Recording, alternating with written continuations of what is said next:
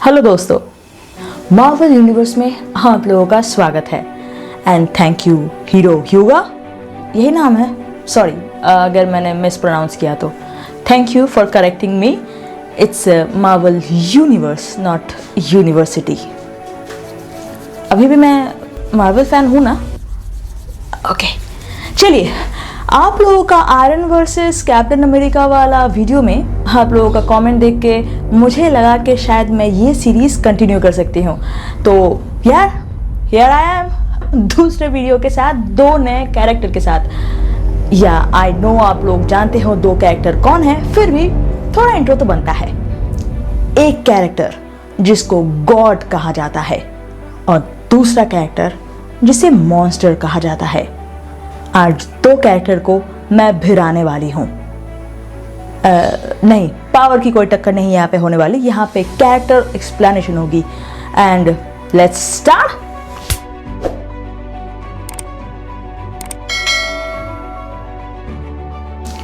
Thor the God of thunder, तूफान का देवता।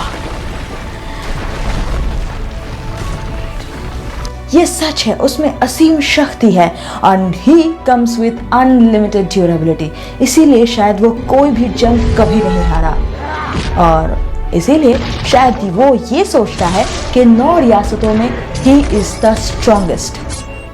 उसके आसपास उसके चाहने वाले हमेशा उसे प्रेज करते रहते हैं, थार थार थार थार। और इसी वजह से शायद he is obsessed by himself so much। जितनी जंगें वो जीतता गया उसमें उतना ही दंभ और अहंकार बढ़ता गया।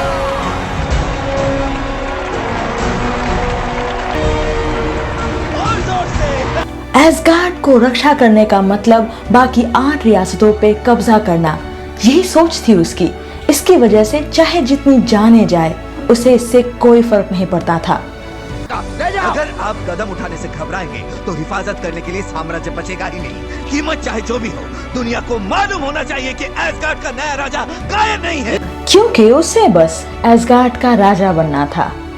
याद है एज ऑफ अल्ट्रॉन में एक बार टोनी ने उससे कहा था कि अगर मैं ये म्योनिर उठा लूं तो क्या मैं एसगार्ड का राजा बन जाऊंगा। थॉर ने कहा था हाँ। अगर मैंने इसे उठा लिया तो क्या मैं एसगार्ड पर राज करूंगा? हाँ, क्यों नहीं। कम से कम 100 रानियां रखूंगा, मां कसम। मतलब वो ये सोचता है कि एसगार्ड का राजा बनने के लिए उसे वर्दी होना पड़ेगा और वर्दी वो है कि नहीं वो म्योनिर ठीक करेगा। ऐसा लगता है कि रैग्नारॉक से पहले वो किसी सपनों की दुनिया में था और हेला ने आके उसे उस सपने से जगाया। मजाक अच्छा उसे करते हैं। सच्चाई से भी बोला।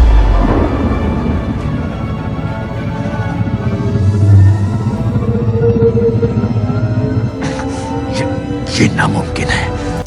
मैं यहाँ पे उसकी सोच को समझाने की कोशिश कर रही हूँ कि what is reality and what was the dream. Thanos मेरे दुश्मनों की लिस्ट में बस एक नया नाम है और आखिर में वो भी मेरे बदले की आग में जल के राख हो जाएगा। यही उसकी किस्मत है। वैसे मैं गलत हुआ भी तो अब बचा क्या है खोने को। उसने कितनी सारे गलत डिसीजंस लिए थे, जैसे अपनी राजगद्दी को ठुकरा देना जिसकी वजह से बाद में लोकी उसे हत्या लेता है, फिर अपनी ताकत को सर्वश्रेष्ठ मानना और आने वाली मुसीबत के लिए तैयार ना रहना, फिर थैनोस के चेस्ट पे वार करना क्योंकि वो चाहता था कि थैनोस उसे देखे कि कौन उसे मार रहा है। इट्स लाइक शोइंग ऑफ, था तुझे, इजंट इट? तू मरेगा उस पाप के लिए। अपनी माँ का मौत वो भुला ही नहीं पा रहा था। उसके बाद उसने अपने पिता की मौत देखी, फिर अपनी आंखों के सामने हेल्पलेसली अपनी भाई और अपने बेस्ट फ्रेंड का मौत देखा। उसके बाद उसका असगार्ड पूरा तबाह हो गया। धीरे धीरे वो समझने लगा जिस ताकत का उसे इतना सादा गुरूर था वो और कुछ नहीं, बस एक सपना था।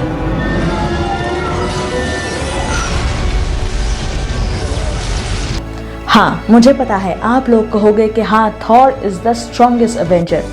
आई नो, पर मैं जिस थॉर की बात कर रही हूँ उसमें अहंकार और दंभ कूट कूट के भरा हुआ था। धीरे धीरे वो टूटता गया लोगों के सामने खुश रहने का नाटक तो करता था, पर अंदर ही अंदर वो धीरे धीरे टूट चुका था। अपने दुख को छुपाने के लिए वो अल्कोहल का सहारा लिया। दोबारा मत लेना उसका नाम। काफी बार हम खुद भी ऐसा ही करते हैं शायद। अपने दुख को, अपनी फ्रस्ट्रेशन, अपने फेलियर को छुपाने के लिए हम अपने आप को अल्कोहल में डुबा लेते हैं। आपको क्या लगता है, ऐसा उसने सच अच्छा किया? जो भी हो, इसका जवाब आपको पता है। हमने हमेशा सुपर पावर को किसी हैमर, किसी शील्ड या नैनो टेक्नोलॉजी में ढूंढा है, पर मार्वल ने हमेशा हमको सिखाया है कि सुपर पावर उसके अंदर है, ना कि उसकी शील्ड या हैमर में है। And that is his super power. जो खुद पे काबू कर लेता है और खुद को सही तरह से जान लेता है, वही होता है असली सुपर हीरो।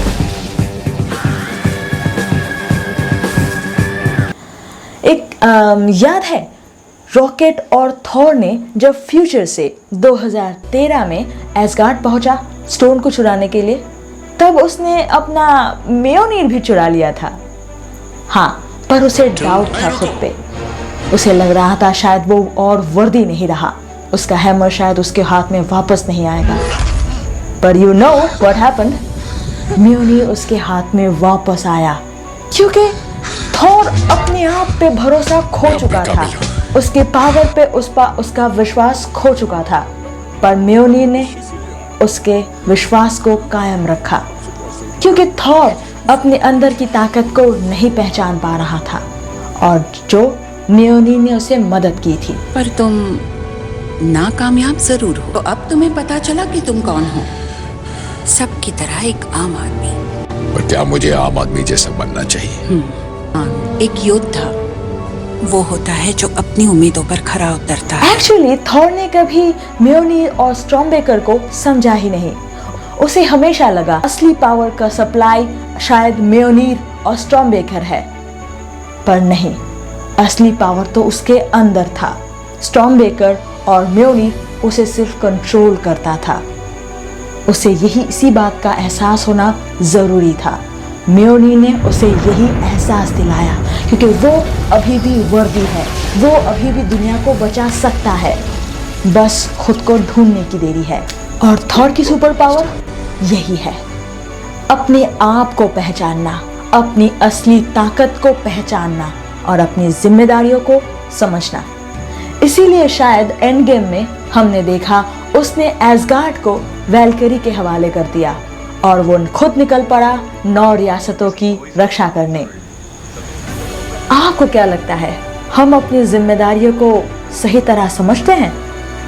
हम अपनी ताकतों को सही तरह समझते हैं? सोचने की बात है। The Hulk, the monster. Marvel universe ने Iron Man, Captain America, Thor के लिए इतनी सारी मूवीज दी है, पर ब्रूस बैनर के लिए बस एक। क्यों? उसमें भी हमने कितनों ने हल्क को याद रखा और कितनों ने ब्रूस बैनर को याद रखा।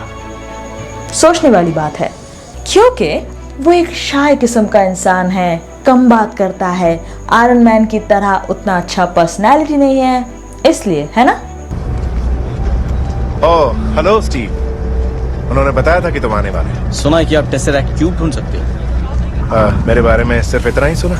जब आसपास इतने सारे सुपर पावर खड़े हो, उसके बीच ब्रूस जैसे खो जाता है, पर जब हल्क सामने आता है तब सबकी आंखें हल्क पे होती है।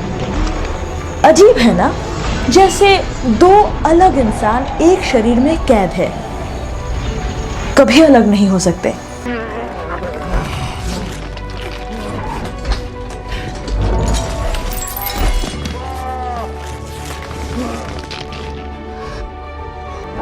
जब बात आती है ब्रूस बैनर की, ही इज ब्रिलियंट। रैग्नारॉक में उसने मेंशन किया कि उसने 7 सब्जेक्ट में पीएचडी की है। 7 सब्जेक्ट का नाम मुझे पता नहीं, पर मैं आइडिया लगा सकती हूँ 3 को, रेडियो फिजिक्स, न्यूक्लियर फिजिक्स और बायोकेमिस्ट्री। अमेजिंग है ना? गामा रीडिंग्स सेल्विक की टेसरेक्ट रिपोर्ट से बिल्कुल मेल खाती है। जरा अंदाजा लगाओ कि इस वक्त कर क्या कुछ रहा है। सोच रहा है। मेरा मतलब ये शायद ये इंसानी दिमाग नहीं बल्कि और देखो टोनी ने भी एक्सेप्ट की है कि जार्विस बनाने में और वेरोनिका बनाने में उसने ब्रूस की मदद ली है, लाल हो जाओ। और यही है ब्रूस तुम्हें बैनर वेरोनिका की से कैसे असली भागना नहीं ताकत, उसका दिमाग। उसे बनाने में मैंने ही मदद की थी। बुरे हालातों में इस्तेमाल करने के लिए, है ना? एक चुपचाप सहमा हुआ सा बच्चा जिसका पिता बहुत ही वायलेंट था, उसे भला हल्क कैसे पसंद आ सकता है जिसमें गुस्सा भरा हो। नहीं, इस वक्त ये बात करना ठीक नहीं हो। अच्छा, बस हो गया। हमेशा हल्क में अपने पिता नजर आते थे। तो तुम कह रहे हो कि हल्क यानी मेरी दूसरी शख्सियत ने मेरी जान बचा ली? ये अच्छा ख्याल। बचाई पर किस लिए? जब हर कोई अपनी सुपर पावर की मदद से दूसरों को बचाने की कोशिश करता था, ब्रूस अपनी ताकत छुपाता था। देखो टोनी, मैं कोई कवच नहीं पहनता। मैं तो एक जख्म की तरह, एकदम खुला, जैसे डरावना सपना। क्योंकि वो हल्क को अपनी कमजोरी समझता था। जब उसे डर लगता है या गुस्सा आता है या फिर वो एंग्शियस होता है, उसके शरीर में एड्रेनालिन की मात्रा बढ़ जाती है और तब वो हल्क में तब्दील होता है। और तब उसके सामने आने वाला कोई भी इंसान मौत के घाट उतर सकता है। उसे यही पसंद नहीं था क्योंकि उसका एक ऐसा पार्ट जो वो बिल्कुल भी कंट्रोल नहीं कर पा रहा है और जिसकी वजह से उसके अपने भी हर्ट हो रहे हैं। हमने जैसे देखा एज ऑफ अल्ट्रॉन में वो कितना भयानक हो सकता है।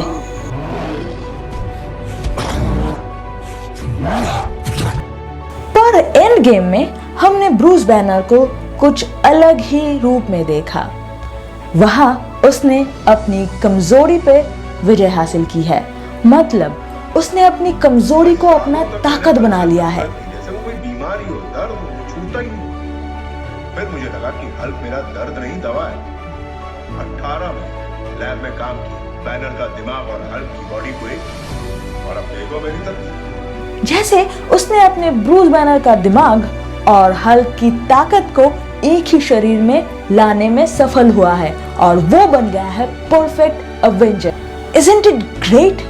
क्या हमें भी कुछ इस तरह नहीं होना चाहिए? हम अपनी एंगर को कभी कंट्रोल नहीं कर पाते एंड दैट इज आवर कमजोरी।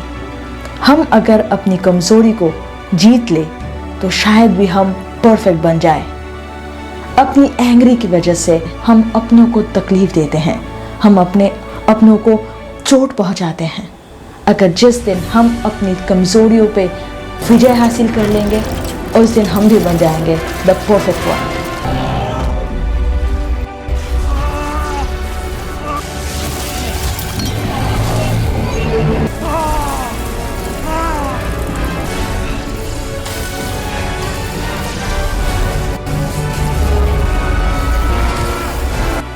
आपको क्या लगता है? कमेंट में जरूर बताइएगा। टटा।